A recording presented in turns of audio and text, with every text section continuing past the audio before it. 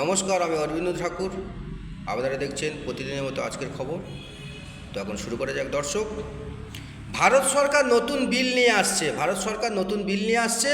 যে বিলে থাকবে ভারতবর্ষের যে কোনো রাজ্যে যে কোনো মন্ত্রী, সে হোক প্রধানমন্ত্রী বা মুখ্যমন্ত্রী, যদি 30 দিন কিংবা 30 দিনের বেশি জেলে থাকে, তাহলে তার মন্ত্রিত্ব পদ বাতিল হয়ে যাবে।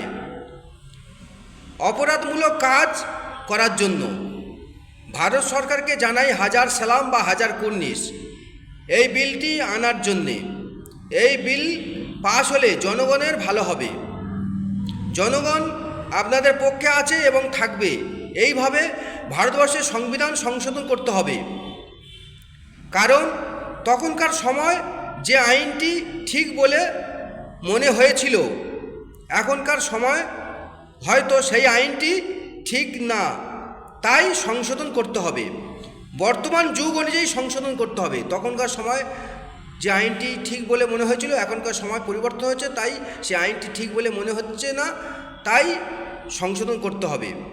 সারা জীবন একই আইন চলতে পারে না, তাই পরিবর্তন বা সংশোধন করা উচিত।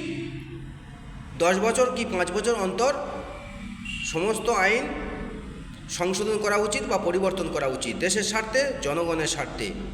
তাই এই বিলটি ভারত সরকার এনেছেন, তাই জানাই হাজার কুর্নিশ, হাজার সালাম। জয় হিন্দুস্তান, জয় ভারত।